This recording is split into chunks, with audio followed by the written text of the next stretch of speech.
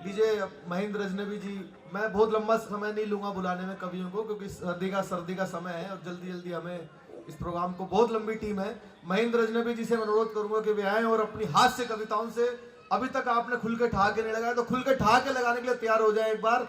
देश के सबसे बड़े मौलिक हास्य कवियों में से एक श्री महेंद्र अजनबी जी, जोरदार तालियां एक बार बजाएं। यहीं पे महेंद्र जी बैठे बैठे सुनाना चाहते हैं।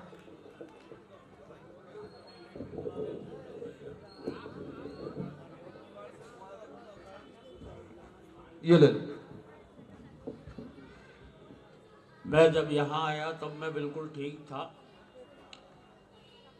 बैठे बैठे मेरा भी गला खराब हो गया है। थोड़ी देर बाद पैर भी जम चुके हैं। कल भगवान राम की मूर्ति प्रतिष्ठा होनी है। एक आध घंटा और यहाँ बैठा रहा तो मेरे घर में भी मेरी मूर्ति लग जाएगी।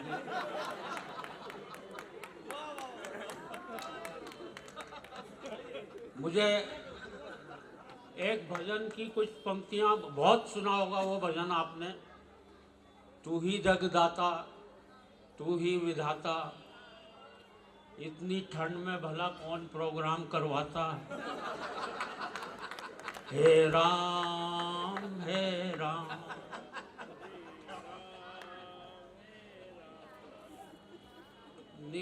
मुझे दिख रहा है कि कवि सम्मेलन बहुत जल्दी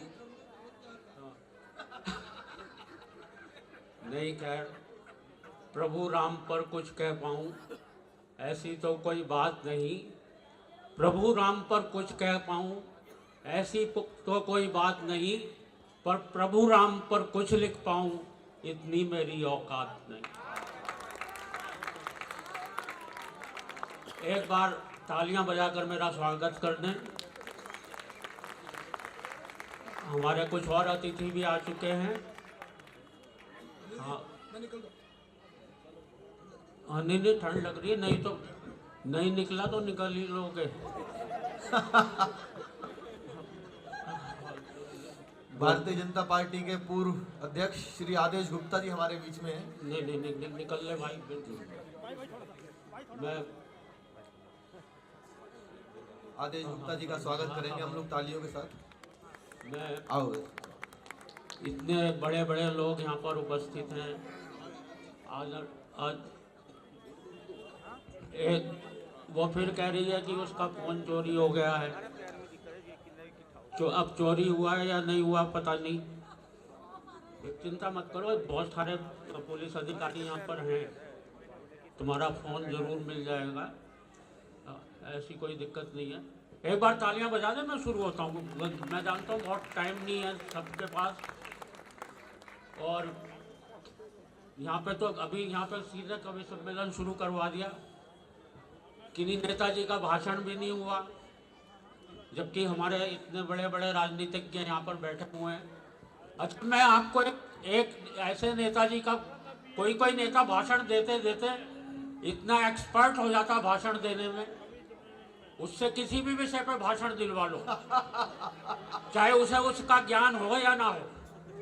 एक मजेदार, भैया इसके साथ छेड़खानी मत कर। हाँ, ये व्यवस्था बनाए, जो लोग साइड में खड़े हैं प्लीज बार बार डिस्टर्ब ना करें।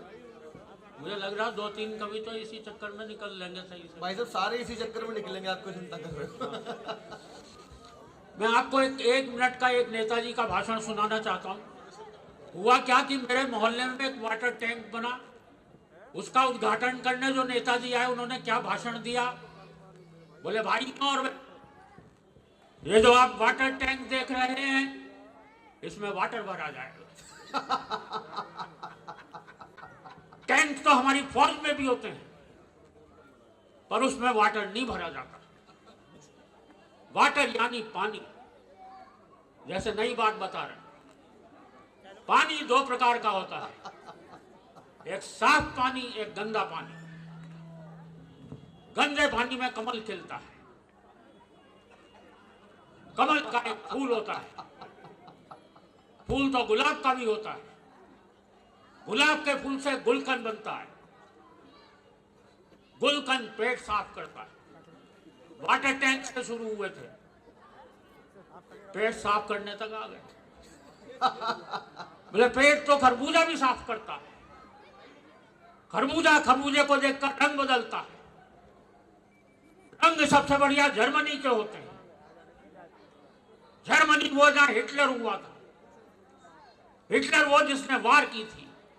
वार 8 प्रकार के होते हैं, सोमवार, मंगलवार, बुधवार। हाँ, तालियां बजानी है तो बजा दीजिए।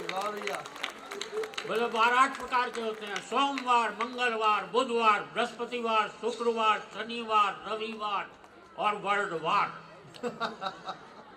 वर्ल्ड यानी दुनिया। दुनिया गोल होती, गोल तो रसगुल्ला भी होता है। रसगुल्ला खाने से प्यास लगती, प्यास को पानी बुझाता है। पानी को अंग्रेजी में वाटर कहते हैं, उसी के लिए ये वाटर टैंक बनाया गया। बहुत अच्छे। बच्चे यहाँ पर छोटे छोटे बैठे हुए हैं, बच्चों को प्रणाम करता हूँ। बच्चों को इसलिए प्रणाम कर लेना चाहिए क्योंकि ये किसी को भी निपटा सकते हैं। मैं तो किसी जमाने में दिल्ली में पढ़ाता था। एक बार परीक्षा की कॉपी जांच रहा था। बच्चे को अगर किसी सवाल का जवाब नहीं आता हो तो वो क्या कुतर्क दे सकता है। किन्हीं नेताजी का नाम लिखा हुआ था, बड़ा अटपटा सा नाम लिखा हुआ था, फलाने नेता कौन है।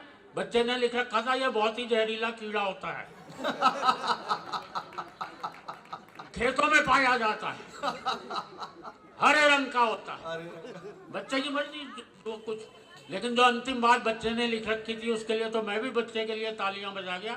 बोले खेतों में पाया जाता है, हरे रंग का होता है और जिस फसल के ऊपर लग जाए उसे नष्ट करके ही छोड़ता है।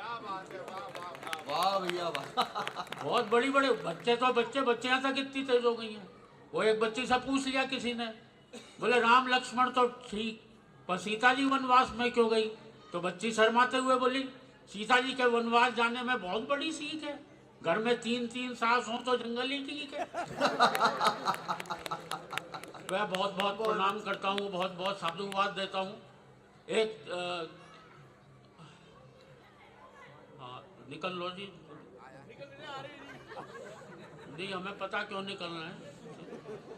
खैर लोग आते आना जाना तो जीवन का नियम है। जो यहाँ आया है वो जाएगा भी।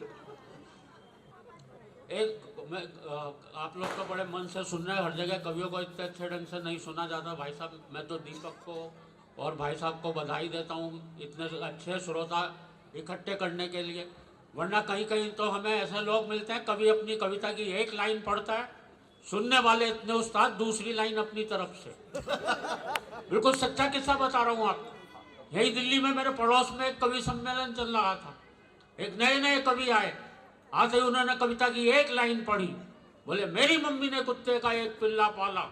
तभी श्रोताओं में से एक खड़ा हुआ, बोले और उसे मंच पर छोड़ दिया। ये हंसने वाली बात नहीं थी भाई साहब, ये कविता मैंने नहीं सुनाई थी, किसी और ही कवि ने सुनाई थी। पर इस तरह की दिक्कतें अक्सर हमारे साथ होती रहती हैं। हमारे एक गीतकार गीत पढ़ने खड़े हुए, धरा बेच देंगे गगन बेच देंगे, धरा बेच देंगे गगन बेच देंगे। तभी पीछे से एक बोला भैया ये बता दे फिर कहाँ रहेंगे। और अभी तो मैं यहाँ पे हमारे डीएसपी साहब बैठे हैं, मैं पिछले दिनों जेलर महोदय भी बैठे हैं। अभी पिछले दिनों मैं जेल में गया, गलत अर्थ ना निकाले, वहाँ कवि सम्मेलन था। जेलर महोदय ने कवि सम्मेलन करवाया था और ये सोच के करवाया था कि शायद कैदियों की सजा में थोड़ी बहुत कमी रह गई है। बोले इसलिए ना सबको कविताएं सुनवाई जाए। अच्छा, नीचे सारे कैदी बैठे हुए लाइन लगाए हुए।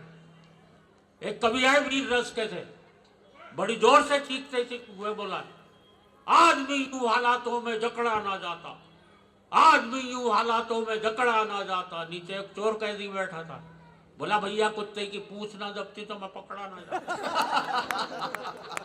एक बार तालियां बजा दे, मैं बहुत ज्यादा समय नहीं लूंगा और मैं भाई दीपक को सौंपता हूँ ये माइक, अगले कवि को वो